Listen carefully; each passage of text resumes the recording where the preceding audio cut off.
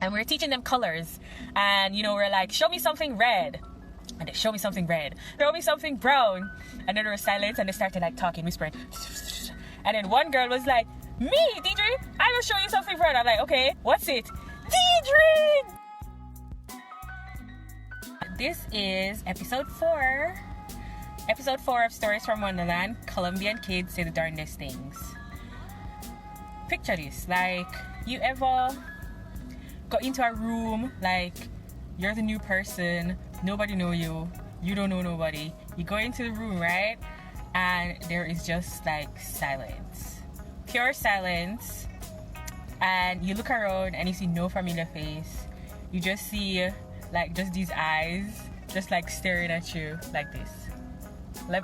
Picture that. How uncomfortable, how awkward would you feel? Let me know. That was my first day at school in Colombia. That was my first day. Silence, just silence and stares. So I was in Colombia. I lived in Colombia for 1 year. Let me give you the background. I was in Colombia for 1 year. I taught French to Spanish speaking to Colombian kids, right? I got to Colombia, I don't know no Spanish. Do I know Spanish? No, not one bit of Spanish. But I was already teaching. I was already a foreign language teaching assistant in France, where I taught English to French children. So I was like, I can figure it out. And you were not encouraged to use your native language. So I was teaching French kids, but I couldn't really talk to them in French. I had to speak to them only in like English. Very awkward, right? So how it happened, how I got to Colombia was really one of my friends, my roommate, when I was living in India. If you saw episode 1, you saw how I hitchhiked through India in the middle of the night. Yeah, while I was living in India, my roommate was Colombian. And when I was getting ready to leave France, I was like, yo, where to go next? And she's like, well, Deidre, we have a school and we're looking for persons. We need a French teacher. Don't you speak French? I was like, I do speak French. She's like, well, are you going to come to Colombia? And I'm like, I'm going to come to Colombia. That's how I got to Colombia. When I got to Colombia, silence, awkward, everybody looking at me. I was this weird person, right? Then I step into the room, and in all the silence, and I'm looking around, and then I bust out, hola! In like the most awkward Spanish accent ever. And everybody there was like silence again. And then they said, hi, how are you? And I'm like, oh my god, they speak English. What's happening? That day, I mean, it was okay. We didn't have like too much things, but they were just like, well, we talk English. And they spoke some English. The teachers, however, spoke very little English, except the English department. I was stuck in the English department. And they were all, so are you gonna be our English teacher? And I'm like, no, I'm gonna be your French teacher. And they're like, excuse me, miss, you're Jamaican. I look in the dictionary and I look online and Jamaica speaks English. What are you talking about? It is the worst, right? When you're talking in Spanish. So sometimes this is what Chuzi said, like, sometimes when you go to like a foreign country or you're in a foreign, you around foreigners or people who don't speak a language, and you're trying to practice in like their language, and they end up just talking to you in English or in your native language, and you're like, but I wanna practice the foreign language. Anyways, back to our story. They're just like, yeah, but you're Jamaican. Why are you French? So I was like, yes. So we're gonna be talking. I'm gonna be teaching you French because I lived, of course, 5 years in France, and I taught English to French students. They're like, yeah, but that's English to French. Exactly, you taught English to French students, so why are you not teaching English to us? I was like, well, it's French, okay? We're teaching French.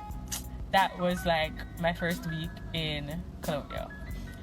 The kids were really, really nice. They were really cool. We went through a lot of cultural faux pas. So one thing that happened, actually in Colombia, one thing that happened was I had quite a bit of, let's say, racial, not in any like negative way, just in like misunderstandings or not fully understanding different culture, racial situations. So aside from the awkward silence of joining my class and looking at people, foreigners, and the foreigners looking at me, the other foreigner, in awkward silence, I also went the week when they were putting on cultural presentation. So there's a period in the school where they would try to educate others and showcase and learn about different cultures, and they would put on this performance. And so me being the Jamaican, and they want to like welcome me, guess what they did? Anybody can guess what they tried to do? What do you think they're going to perform for me to welcome me as a Jamaican? What are some of the Jamaican stereotypes that you have or you've heard or experienced? Nobody? Anybody? All right. I don't know who's typing, but first, they say, yeah, man. No, not quite. So, one of the second graders, like, they were in second, a dancehall song. Close enough, not quite dancehall. So, Bob Marley, exactly. So, one of the little boy, oh, he's such a sweetie. I actually forget his name right now, but I can picture his face. He wanted to perform a Bob Marley song. I actually forget the Bob Marley song too. And he went out and got a Rasta dread. So, you had the hat with the Rasta dread. And I walked in and they were like, "Ooh, Deidre, they're going to do a special performance for you." And so I was like, "Oh, cool." So I walked into the class, right? And literally I walked in and saw they were putting on dark makeup on his face. And I was like, stop, guys. No, you don't have to do this. And they're like, "Really? We just really want to make sure that, they know." I'm like, "It's okay. We'll know when they have the dreadlocks, the Jamaica flag, and the Bob Marley song. We'll know. We'll know it's Jamaica. Don't do this." So my first week was accidental blackface. And she was like, oh, we didn't know. I was like, in Jamaica, we don't really, it's not like a huge deal culturally. I don't think like we're as sensitive about blackface as like Americans. I think that's like quite an American thing. But you maybe not want to do that. If I were American, I would probably be super, super offended, right? And she's like, oh my God. So she started like trying to take it off. But it was just like a little streak. Like you really couldn't see. So I'm like, no, don't.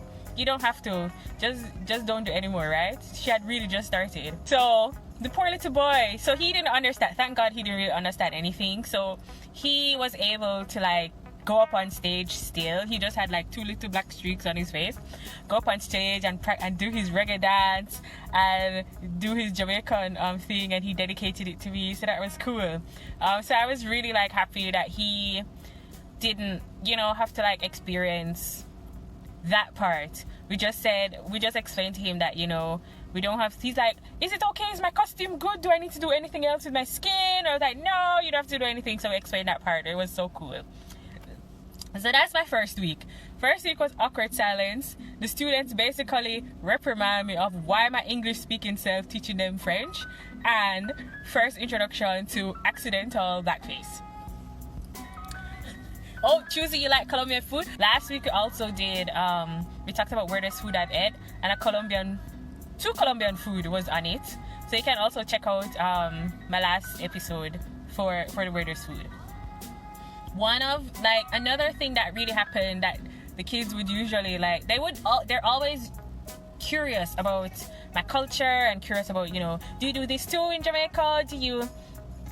Do you play soccer? Well, football? And I'm like, yeah, we play football. Santiago! He's one of my students! Hola! Santiago gave me a lot of trouble, but he was one of my favorites. Oh! Guys, say hi to Santiago. He's here to verify if I tell the truth or not. one of the things that would happen that I really loved with teaching in Colombia was that they would always steal my phone. Santiago used to steal my phone too. They would always steal my phone, right? They would like grab my phone and take pictures of it. So I'm at class or I'm teaching something, and they would just grab my phone and later on put back my phone. And when I look, just all sorts of pictures of them in my phone. I think 3 girls, they were in Quince? I think it was Quince, like the grade 5. They left a really nice video and told me that I had to put it on my social media to say that I'm their best friend and in English, and that we're the coolest and nobody else can be friends with me. So these are like some of the things that happened. Santiago, I think, used to hang out with 2 other Santiago. Is that you? You were in Jonathan's group. Are you this Santiago? Hey, I remember. The next thing, my funniest experience in Colombia. The funniest thing with the kids was in Primero. So these are Primero? No, Jardín. So they're like in the school, in Colombian school that I was. It was from basically nursery or like just before kindergarten all the way up to like 6th form. That would be the format. And in the one of these kindergarten classes, there were like 2-year-olds, 3-year-olds, right? Barely, just 3. And this wasn't a French class, it was actually an English listening class, English speaking class, and we were teaching them colors. No, they were like grade 1. Anyways, they were young. And we were teaching them colors. And we're like, show me something red. And they show me something red. And like, show me something blue. They show me something blue. Show me something purple. They show me something purple, black, etc., etc. And then I said, show me something brown. And so they were all looking at us like, we're gonna get harder and harder. Show me something brown. And they were looking around. So there was this big wood table in the classroom, right? And I'm like, okay. I'm like, it's there, guys. It's right in front of you. There is like a big brown thing in the classroom. Show me something brown. And then there was silence and they started like talking, whispering. And then one girl was like, me, Deidre, I will show you something brown. I'm like, okay, what's it? Deidre is brown. And I was like, oh my God. Yes, Deidre is brown. You're right. So of course she got the prize. I think I gave her candy. I was like, you are correct. All the teacher was like, oh my God. And I'm like, no, it's fine. I am brown. This is good. She did notice that I am brown. That was like, to this day, I will never forget. It's just like the interactions, you're always going to make mistakes. You're always going to say funny things. You're always going to like misinterpret. You're always going to miss it. Santiago, porfa. Hablamos, ¿sí, no? No preocupa que tú hablas inglés mal. Hablamos juntos, porfa. I'm trying to persuade Santiago to say hello. I think he's like a little bit afraid. He might be shy. Do you guys have any faux pas, like any misunderstandings that you've ever had while you're abroad? Eve, I'm sure you have stories. Want to share one? Hey. Guys, this is my friend Eve from Belize. We met. This is the first time I've ever done a live. Really? Yes. We met in Puerto Rico, no? Like, we did, yeah, for the summit. Yeah, we went to a travel summit. Yeah, we met. We're travelers. We love travel, and so we actually met. Good? Huh? Yeah, it's good. Okay. I'm hearing you. No, we're good. So I was talking about some of the like funny things that people, my Colombian students were hilarious. Have you ever? What's like a funny language miscommunication you've had, or just with like foreigners? I think a bit because when I moved away from Belize for 9 years back in 2010, and my first job, I was in Florida and I went to New York, and my first job was as a nanny in New York, and of course adorable. There were a lot of work, but it was 5 kids, right? Oh my God. I did that for a whole year, and I think just some of the things that I would say, like even now, like they're grown now and we still actually have a relationship. Now, like when we talk back, they would still make fun of things I used to say. Like I used to say out the pipe instead of turn off the pipe or the faucet. Oh, you say out the pipe. Oh no. Pipe. Right? And so they wouldn't understand what I was saying, and then I can't remember like off the bat, but there was like little things I used to say that they didn't understand, that I was like, oh, I can't remember like off the bat right now, but I remember saying out the pipe, out the faucet, and they were like, what, you mean turn off the faucet? And I used to just say out it. So yeah, it's little thing, and I still can't say the word, like at home I say pass the vinegar, and I don't know how to say it the correct way. I don't know. In Jamaica we say vinegar, which is like a little different. We never say vinegar. We say vinegar or something, or no, vinegar. Well, they call lemon. Lemon is lemon, but I still call it lime. No, we have separate. For us, a lime is a lime. Lemon is lemon, but our lemonade is actually limeade because we don't have like a lot of lemons in Jamaica. Lime is more popular, so our lemonade is lime. Okay, yeah, but I don't remember like off the bat, but I know I used to say that. I have. Go ahead. No, you can go ahead. So what I remember, when you say out the pipe, we don't say out the pipe in Jamaica. We say turn off. So I think if you came to Jamaica and said out the pipe, we'd be like, wait, what? Yeah, you would think it's drums, right? We would be confused. You'd be like, the only thing we out is a fire, right? We don't out anything else. I have a Bahamian friend, and literally when we met in Toulouse in the south of France, and literally when we're talking, I'm like, can you speak in standard English, because I don't know what you're saying. Like he said, yeah, she lotioned me up, and I was like, huh? Which just means like gave him lots of like compliments and props and make him head get big, you know, to like boost his ego. And I'm like, lotion? What's happening? And you know, like, or I would say unu, which means us, or you, y'all. That's basically how Jamaicans say, you know, it's unu. And at first he said, what's that again? Unu? What that mean? We used to have like crazy miscommunications because we both use like different words, right? So that was always funny. Yeah. Anything else like outside of like with like even when you're traveling, like have you had like a funny thing? Just go. I think she had to go. That happened to her. I think Eve's internet got disconnected. Guys, anything else that you want to share? So that was like my funny stories of I really wanted to chat with Santiago, but I think he's too shy and he doesn't want to. It's okay, Eve. I think Santiago is too shy, but I really wanted to share just some of the funny things that